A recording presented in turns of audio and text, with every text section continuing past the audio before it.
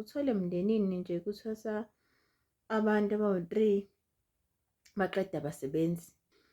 Meseqedile usethi usevaliwe umuntu uvala ugobela, noma omunye sekuthiwa fanele ahambe ayokhuphula isithunzi, fanele ahambe ayozenzela yena akhuphule isithunzi. Ingoba abantu ababe izangoma, abantu ababe abaprofethi, abantu ababa abafundisi, abantu ababe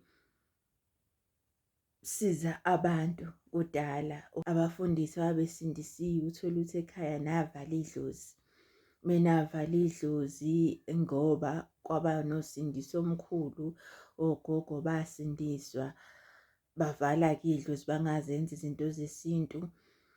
Nabantu ababayizangoma sekufanele manje sibahlambulule, sekufanele manje sekuthiwa thwasa-ke nawe. Nonke-ke ekhaya-ke seniyathwasa, niyalandelana, senize nibanga idlozi, senize nibanga, senize nishayana ngemithi, senibanga ukuthi ubani ombethe loyo wayeyisangoma ekhaya, ubani okufanele ambathe, ubani kufanele ayisebenze. Kubangwa lezo zinto-ke nje ekhaya.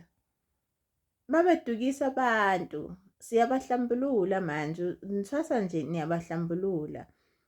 Wena osuvalekile kade umthwasela umuntu utshela ukuthi uzosebenza umngoma, ufuna ukuhlambuluka loyo muntu. Njengoba sekuthiwa akhuphula isithunywa nje, hamba iye entabeni, hamba iye emanzini, hamba iye emahlane, kuthiwa ukhuphula isithunywa kunogogo wayethandaza. Unomkhubulwane loyo. Phela unomkhubulwane uvezwa njengomuntu wesifazane, ingelozi yezulu, ingelozi yomusa leyo.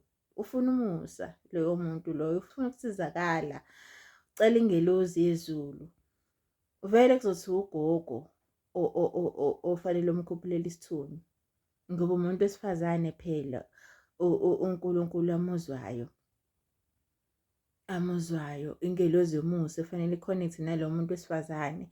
Umuntu wesifazane uyahlambuluka, umuntu wesifazane njengoba eye esikhathini uyahlambuluka.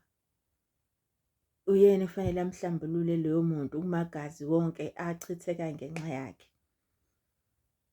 Njengoba kuthiwa umuntu wesifazane nje angasondeli ephehlweni, angenzi lutho uma esesikhathini, kanti la esuke ehlambuluka khona ngokwemvelo. Njengoba kuthiwa akafuneki nje, kusho ukuthi kwangafuneki ukuthi kuhlanjululwe kuleyo ndawo. Uzoma-ke wena uthi usesikhathini, awuyi ehlane, awuyi emfuleni, awuyi elento. Kanti leso sikhathi phela anganohlangani nomuntu wesilisa, awuhlangani nezinto eziningi, uhlambulukile, ayikho imimoya ekungcolisile.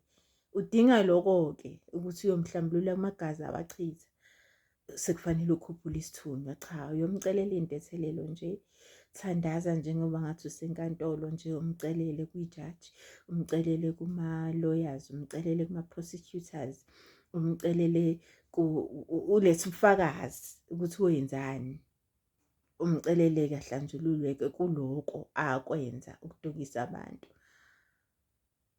Awuvaliwe ogobela, akufanele usebenze umsebenzi ukuthi-ke wenza usiza abantu.